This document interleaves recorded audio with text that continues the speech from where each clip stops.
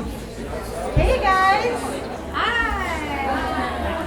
I am Shannon, the Brandless Life Editor. This is Sophia Bush, and welcome to How to Find Your True Dream Job.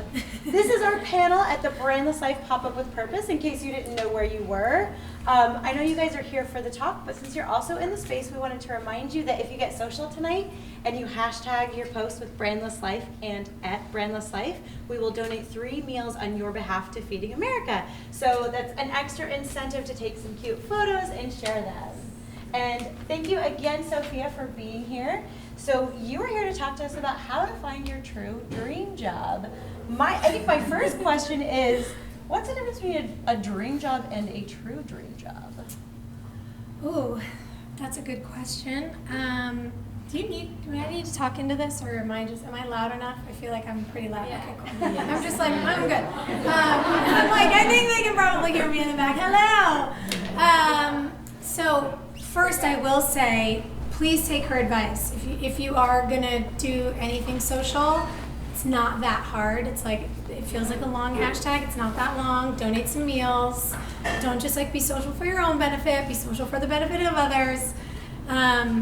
I think that the difference, rather, if we're defining this idea of a dream job and a true dream job, is what something means when it's actualized.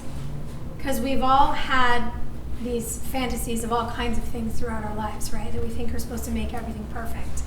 Like, most women get raised to think that it's a picket fence and a husband and 2.5 kids and a dog. And some men feel that, and everybody has versions of what they've been taught when they were young are the things that will fulfill them.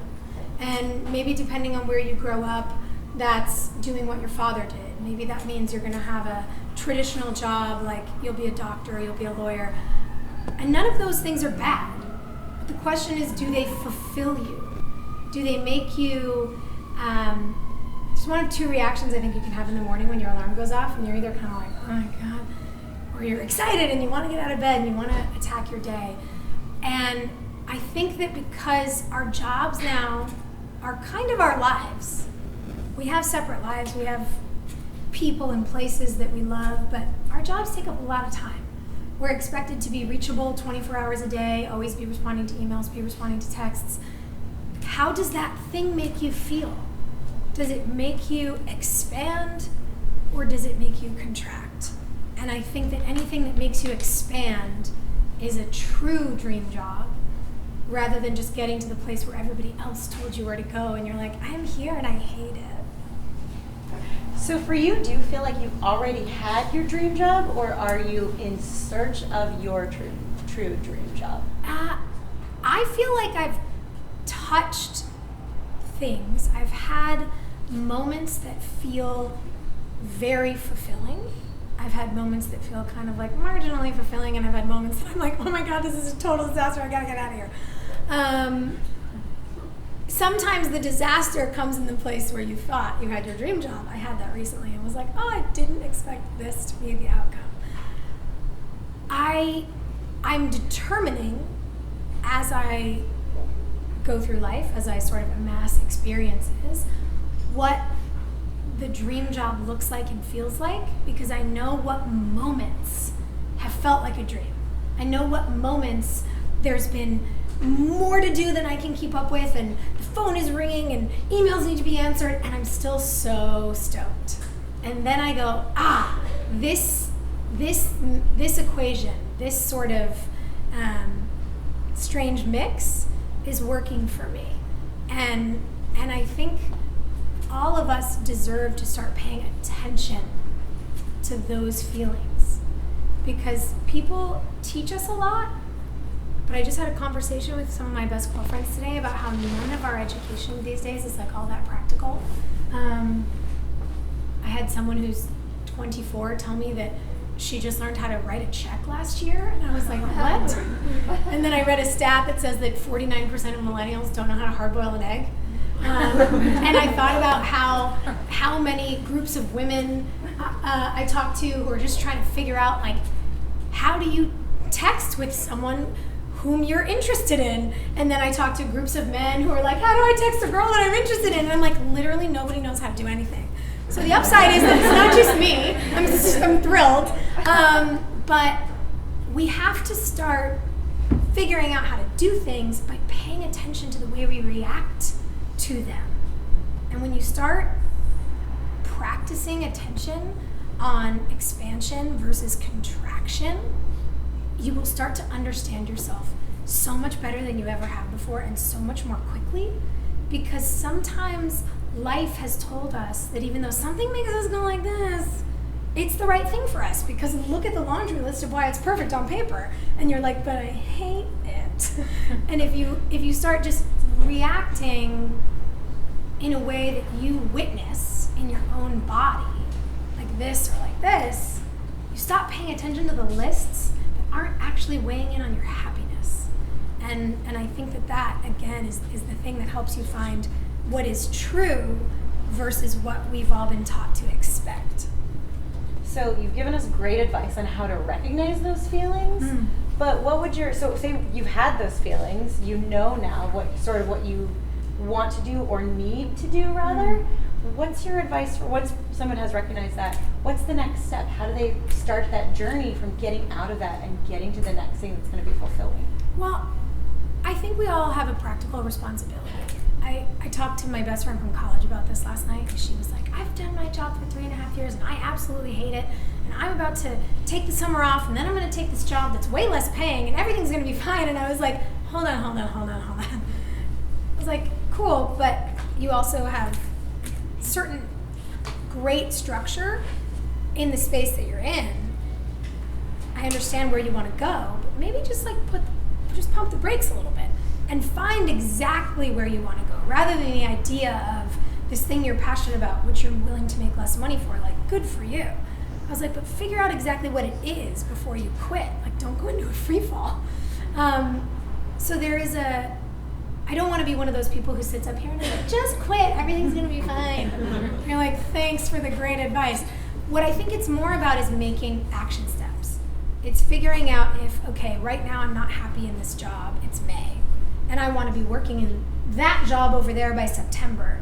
What does that look like? What do the next 4 or 5 months of my life look like, where I'm structuring what my finances are going to be, where I'm figuring out how I'm going to make that transition, where I'm figuring out if my lifestyle needs to change. Something that I find frustrating, and I'm frustrated because it's been a point of recognition in my own life, is that nobody talks to women about money. We're taught that, like, I listened to a woman who was in her, mid-50s and very chic, and I was like, your goals, thank you for setting examples for us, speak at the United States of Women on Saturday. And she was very forward, and she got up on a stage and she said, I am more allowed to sit on a stage in front of 5,000 young women and tell them what my husband and I do or do not do in the bedroom than I am to talk to these women about money. And the whole room kind of stopped and went, yeah. There's all these conversations that have gotten permissible in society, but women in particular talking about money, not okay. I know men are uncomfortable talking about money, but they're at least allowed to in their peer groups. And so if you're wanting to strategize about what it looks like to get out of a rut, to make a career change, to sort of take that leap of faith, which you deserve to have faith in yourself, I want you to get serious about what that looks like financially and make a plan. Because nobody tells us that. They're just kind of like, oh, girls, you can do anything and it's going to work out. And I'm like, but how? So I want anybody, it's hard for me to give hyper-specific advice because I don't know what everybody's specific career issue might be, but get financially secure, get financially stable, make a plan that works for you, and if you're going to go after the thing that fulfills you and you're going to take a pay cut, rad.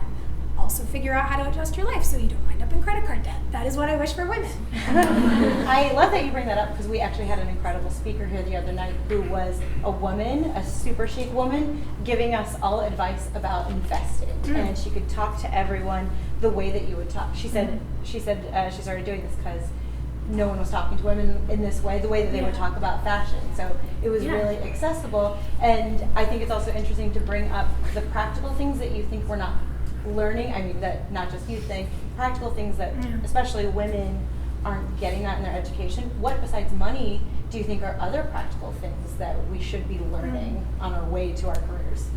I think there's things that have fallen by the wayside because we've gotten so focused on higher learning, which I think is incredibly important. I want everybody to be capable of critical thought. I want us to be working on empathy curriculum. We're certainly not there. We're not even there with our traditional curriculum. The numbers on where the United States falls on education globally are embarrassing. And for such a wealthy country, for California to be the 5th largest economy in the world and to have the school system it does, like, I could rant and rave about all of that all day, but like, I'm assuming most of you follow me on social media, so you know. I think we have to get a little more practical in our learning, and that can apply in a lot of areas. You know, I can install a custom closet without looking at the instructions. It is a thing I am deeply proud of. I'm really good at building cabinets. I don't know how to drywall. I love to renovate homes. I help friends reconstruct their spaces. I believe that space, I mean, look at this beautiful space we're in. It's like the space that you're in dictates your mood. It dictates how comfortable you are. None of us know how to do that stuff. Like, my grandfather fixed his own house anytime anything went wrong. My parents hire someone. What happened? Where's the generation gap? Like, why don't I know how to fix the gutter? You know, I'm curious, so I'm out trying to learn these things. And I think about how nice it would be for us to have practical education that went hand in hand with some of the greater ideas that we're trying to focus on. And like, look, I'm a big fan of TaskRabbit, but you know, what if the guy who comes to hang your wallpaper does it wrong? Why couldn't you do it? I think it's cool to see the sort of makers movement, and like you look at what Etsy has been able to be as a makers marketplace, and I think you see profitability in trades that's very exciting, because there's no way to really move the needle on something if you can't prove to people that it can make them money. But what about the ways we teach ourselves to save our money, to fix our own spaces, to change our own tires? Like, who here knows how to change their own oil? I don't know how to do that. I would love to know how to do that. Like, you're like, I don't either. I'm like, girl, I'm with you. But why don't we know how to do this stuff?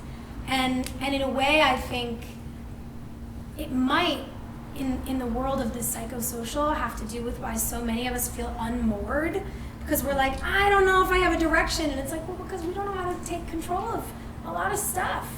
So let's learn those things, you know, any of those things. One of those things, set a goal. Like, let's learn those things together. I have to know how you learned how to install custom closets and custom hang cabinets. I speak the language of IKEA, like, deeply in my soul. There is something, I think the reason, like, I'm going to give you a little background. I petitioned my school to let me take 2 AP English classes my senior year and not take AP Calculus, because I was like, I know what I want to do, and vectors, not it. Never going to use them, don't care. Let me do all the research on literature, storytelling, characters, story arcs. I know where I'm going. But it was amusing, because I went to a very small school, and my headmistress was like, but you were so weird in how much you loved trigonometry and geometry. I don't understand why you hate calculus. And I said to her, because spatial math is the way my brain works. I can organize your house, reorganize your closet, clean out any of your shit, like customize the trunk of your car. Anything that means fitting things in a space, like if you can't get everything you own in your closet, in your suitcase, like I can do it for you. I love to pack for people. I don't know what it is. There's something about that kind of organization and fitting shapes together that is like music to my soul.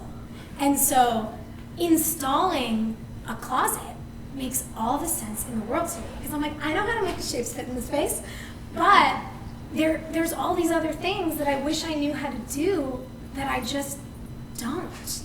And in the last year, especially since I did decide to exit a job that turned out was not my dream job, I've been like, look at the time that I have. I'm gonna watch a YouTube video and learn how to do this. I also like chase like the handyman who has worked for me anytime I need something fixed for 10 years. I like chase him around the house now, and I'm like, how do you do this? How do you do that? Teach me how to do this. And he's like, oh my God. But I'm learning skills that I just didn't have before. I think we all know now what your true dream job is. Express it here. Honestly.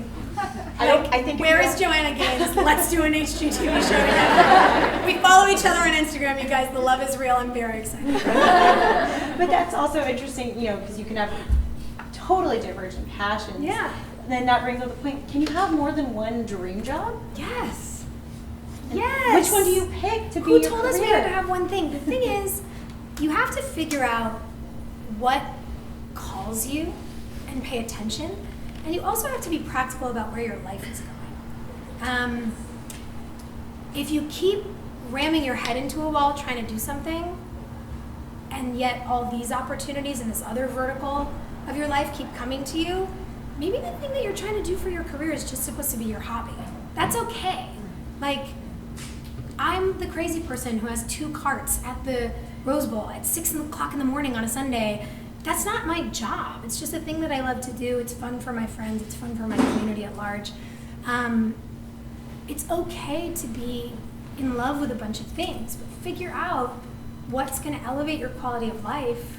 Because, by the way, if you do the thing in this vertical that gets you well paid, that gets you the benefits that you need, that reduces stress in your life because certain things that need to be taken care of are taken care of, like, you have more time to go to the flea market like I do. You never know what it is, but I think, again, it's about being open and about paying attention. And for me, I've been very lucky to do a job that I love. I love being a storyteller. I love it especially because it allows me the space and platform to talk about real life stories, to be an activist, to work on philanthropic campaigns I care about. I know how to storytell around that because of my day job. My day job feels fulfilling because of my passion. I couldn't do one without the other. And I think it's part of the reason that in realizing that if I stayed in the last job I did, it could go on forever and I could feel the way I was feeling forever, I was like, you know what? I have enough experience. I have enough know-how. I've worked hard enough. I've spent 15 years in this business, paying attention, shadowing people I care about. I didn't grow up in an era like the complaint I hear now about kids that are 22 is like, they think they should start at the top. And I'm like, you're not wrong. I'm like, you got to pay your dues. Talk to me about it. I'll tell you the stories. You really do have to sit and learn and wait and work. But I realized that all of that experience put me in a position where I could say, I want to go out and develop my own project. I want to own a piece of my own story. I want to have say over everybody who gets to sit at my table. I don't just want a seat at the table.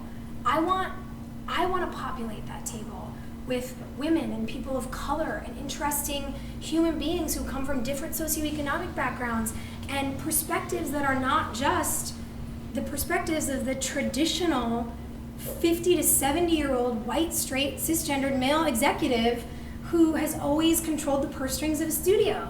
And it's not that I don't think those guys deserve a say. They do. They're valuable mentors. They just don't deserve all the says. They don't deserve all the seats. Those boardrooms, those executive tables don't look like what this audience looks like, and they should. And so if I become an executive, I get to hold the door open. I'm like, welcome, you can have a seat at my table now. And that feels nice. But you gotta work toward something to figure out what it is that you want. And then to build the qualifications to go out and get it.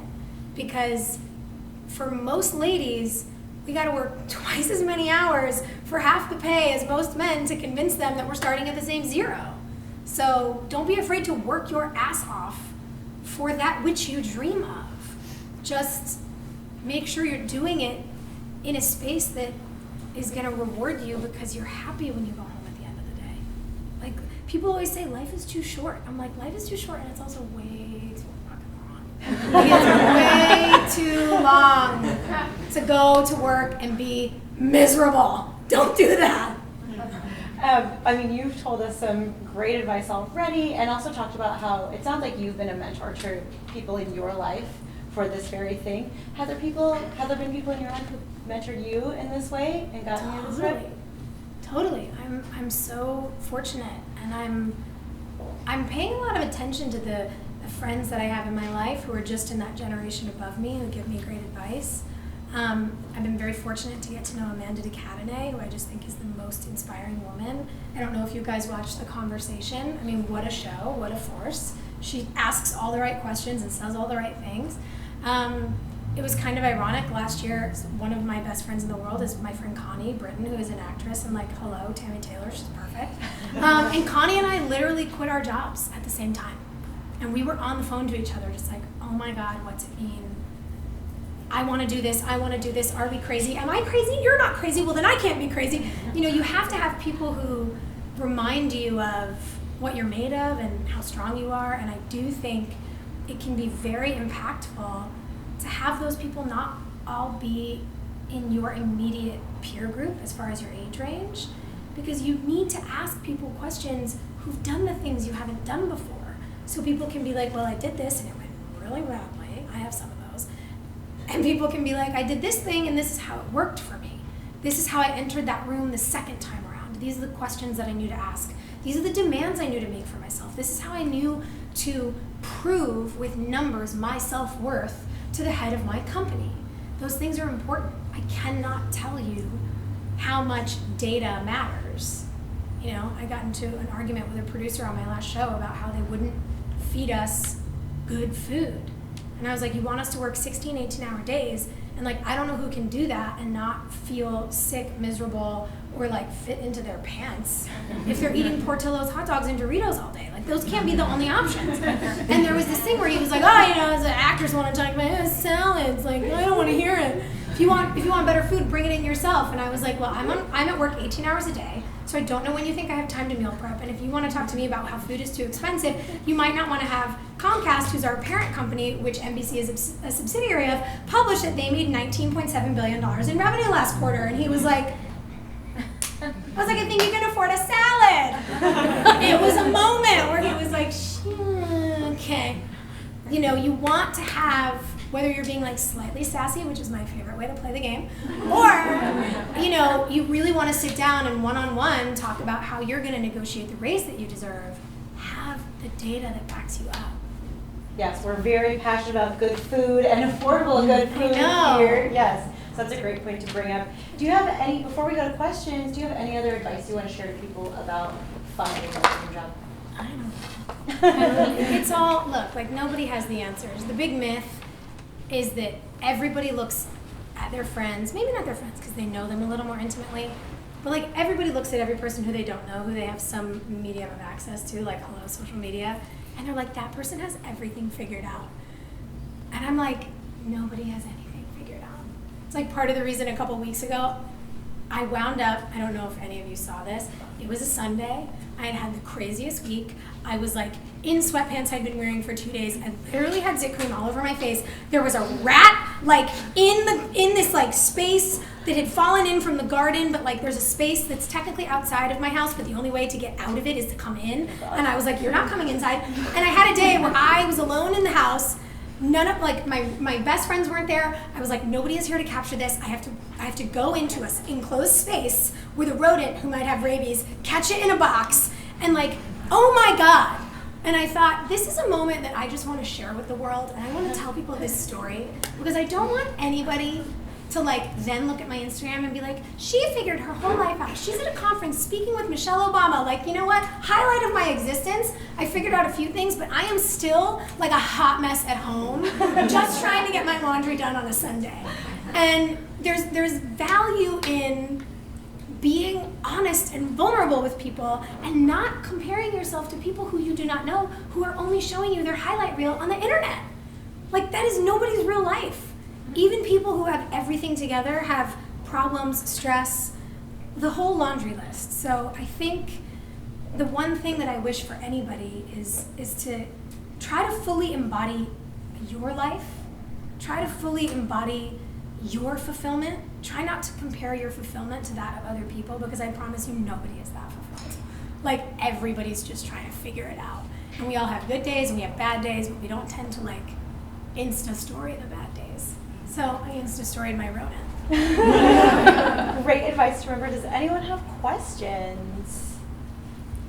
We are live on Facebook also. We have a couple questions from there. We are live. Helena, our social media manager. Everyone. We have tons of questions coming in, so I'm hoping we can just filter through a bunch of them. Vanessa asks, what advice would you give to college students currently trying to figure out what they're going to do with the rest of their life? Well, Even the ones out of college too. yeah. I think college is such a luxury because your job is to make yourself smarter, more critical, more observant. Obviously, I'm aware that plenty of people who are in college also are working actual jobs to try to pay their tuition and not die from crippling student loan debt. But there is a real privilege in having a slice of the pie of your life be focused solely on making your brain more flexible. And I think that that is a privilege. And I also think that you don't have to worry so much about it. I went to school for a theater degree and was like, I don't want to sit here and talk about my craft. This makes me want to die. No hate to people who stayed in the program. They're also wonderful. But I transferred into the journalism school and started studying a lot of communication strategy and political science. And then I found stories I wanted to tell. And then I started booking all the auditions I went on. So I don't think you need to worry quite so much or pressure yourself so much that you have to make the right decision in school. Get a degree that makes sense. Like, study something that's going to be helpful to you, and then follow your passion. Like, I know it's the cheesiest advice. It's literally the worst. I can't believe I just said it. But it's true. You kind of have to pay attention to the things that draw you in and just start to create touch points and figure out which one fires. Nice. And I think I saw a hand right here. I actually have something going off of that. I'm a current Kappa at USC, and I know that you're in another chapter. And I'm graduating. 3 years of the philanthropy chair, and nobody is shocked. People were like, stop asking us for money, and I was like, this is important. Definitely a great position. I'm graduating this Friday. Awesome, congrats. Thank you. Congrats. And choosing to not get a conventional job and just pursue what it is I'm passionate about. But with that comes a lot of I honestly wasn't expecting the amount of stress that would come with people asking, what are you doing after college? And I'm like, you know what, I'm just pursuing what I want to pursue and not getting a conventional job, no 9 to 5, and just seeing where it takes me. But I'm just wondering what advice you would give to me and anybody in my similar position to not be pressured oh my gosh, maybe I do need to go start looking for a 9 to 5. Maybe I do need to go to the career center and figure this out. But I think you should go to the career center anyway. Okay. And that's not for somebody to tell you to get a traditional job. I think it's about figuring out what your path forward looks like. There's nothing wrong with asking for help, and there's nothing wrong with taking advantage of the resources that are available to you to help you plan. You don't have all the answers yet, and you're not supposed to. You know, we live in a world that tells us, because of how fast everything uploads, and there's always a new Instagram picture, and there's always a new news article on Twitter, it's in a way, subconsciously, we're thinking that that's how quick we're supposed to be making decisions. You don't have to know, but you deserve to have a plan. You deserve to have a fallback plan. You deserve to know what your options are. So figure out how you might be able to create a system that works for you while you're pursuing whatever your passion is, and then go for it and choose your choice. Yeah. Stand confident in the fact that you are willing to make a decision, and if you have to, tell people I'm taking a gap year. Who cares what anybody else thinks? Yeah. You do the thing that lights you up, but also make sure you have a strategy. Because again, in the same way that nobody talks to women about money, they don't talk to us about strategy. So have both. Yeah. You don't have to pick.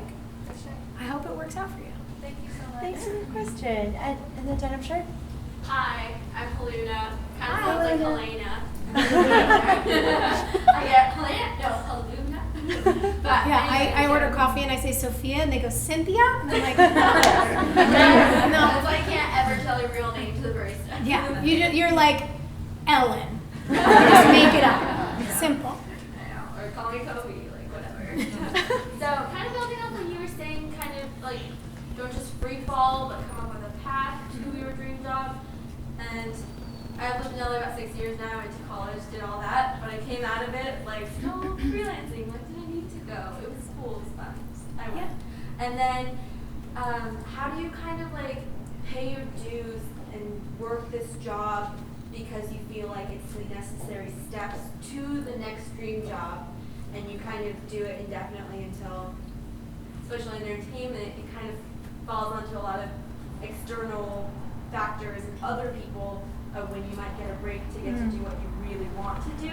Like, how do you kind of, probably like starting as an actor, you were like, oh, I'm typecast all the time until I'm big enough to be like, now I want to do this, or this is my boyfriend David, he's really shy, he's gonna hate you later to clean him out, but he works as a like an electric on film sets doing step lighting. So he like knows what those are called. But he eventually wants to work in the camera department. And he wants to do this until he can get his opportunity to do that. Sure. Even if it's not what he's been really passionate about right now. I think a big part of that is vocalizing what you want. Because again, when you're young, there's a lot of this attitude of stay in your lane. And it's a really interesting balance because you do have to be willing to put in the work. You have to be willing to do the grunt jobs. Like my dad retired last year, but he was a photographer for, I don't know, 50 years. And my dad was like, I never hire the kid who comes into my office who says like, I want to be the next Herb Ritz. He hires the kid who's like, I want to work for you so badly, I'll make the coffee, I'll take out the trash, I'll repaint the studio floor every night, I just want to learn. There's a lack of willingness to do the work that seems to be growing. And I think in a way, like people, I don't know if it's that everybody wants to act like they're perfect all the time again, because the internet tells us to do that. I deeply respect people who have humility. I'm very willing to walk in a room and be like, I'm super opinionated, these are all the things I'm educated on. Also, there's a ton of stuff I don't know. Would you like to teach me? Can I ask you questions? Can I follow you around? I think that, you know, for you, working as an electrician, also like, what's up? Lighting is very important to everyone on the site. You are more valued than you know, sir. Finally getting some appreciation. You know, I think you gotta vocalize it. I don't know what it is you want to do, but now I know you want to work in the camera department. Like, go talk to those guys and say, hey, you know, I wound up in electric, it's cool. I feel like I've learned a lot. Eventually I'd love to get into camera. Are there days, like, are there second unit days I could assist on? You know, if we have C camera on a day, can I assist? When your B camera operator is getting into his Steadicam rig, ask him how it works. Ask him how he learned how the balance rig is, and, you know, start asking questions. Because if you show up doing the work, and if you make it known that you want something, and you do it in a way that is not, I'm entitled to this, but rather, I'm so curious about this, I'll do whatever it takes to learn, that means something to people. You know, in any arena, whether it's what you want in work, whether it's that you like someone, whether it's that you, I don't know, you see someone and you're like, God, like pink is such a good color on you. If I don't say that to you, how are you supposed to know? You're not a mind reader. Nobody knows if you appreciate their work or if you think they look great or whatever it is unless you tell them. And the same goes for what it is you want. Nobody's gonna give you what you want if you don't tell people what you want. I exited a job I didn't feel like I had the power of my own voice in. And when everybody said, what do you want to do next? I said, I want to produce. And the studio head who I respect the most in Hollywood called me and said, I'd like to offer you a production deal. And I was like, what? I can't believe this is happening to me. And she said, well, you told everyone you wanted to produce. And I was like, oh, right. I guess it wouldn't have happened if I hadn't said it. If I hadn't said it and I hadn't worked for it, who would have known that that's what I wanted to do? And I don't know where that's going to go yet.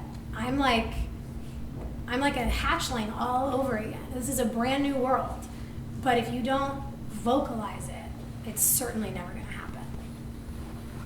I think we have time for another question. I saw a hand. Brandon? There. Oh, okay. Hi. That's Brandon. He loves Brandless. Okay, so I have a question for you. What's your favorite food? And if it's the only thing you could eat and it's the last thing you could eat, what would it be? Asking a foodie to pick their like singular last food for their last meal would be, I imagine, like asking a parent to pick their favorite child. Oh my God, that's really tough. Because I've done the like dark fantasy about what my last meal would be, and it's like so much food. That's a really hard question for me.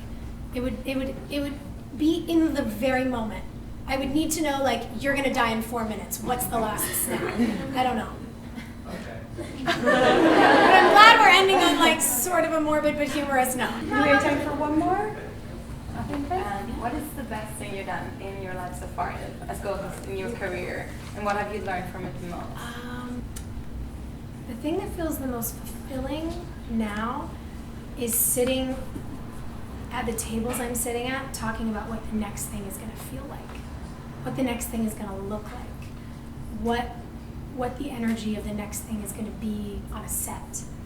I think when you said what's the best thing you've done in your life before you said career, like the first thing that came to mind was opening the biggest of the schools that I built in Guatemala. Like seeing those little kids and knowing that all of those little girls were going to go to school, done. That's purpose for me. Work you want to be fulfilling, but life is so much bigger than your job.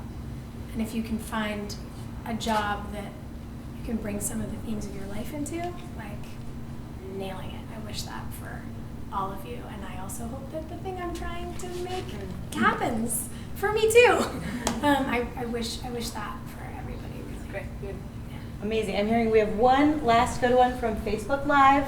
Our viewers watching Facebook Live, Helena. So this is another one asking, what is the most important story that you have been able to tell from either your platform or your film?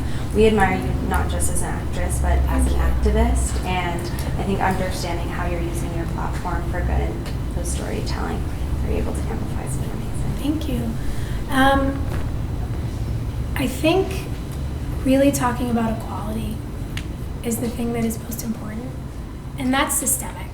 You know, people for a very long time have asked me why I don't have an issue. They're like, well, traditionally a celebrity has a cause. And I'm like, do you go to a doctor who just looks at your bicep? I don't understand the question.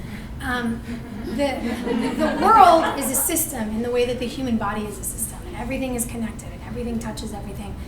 And for me, the biggest issue of umbrella importance is equality, because that ranges the broad spectrum. That talks about education access, that talks about gender parity, that talks about women on boards, that talks about ceasing to tolerate sexual harassment in a workplace. It talks about equal protections under the law and in healthcare for our LGBTQ sisters. It talks about intersectional feminism.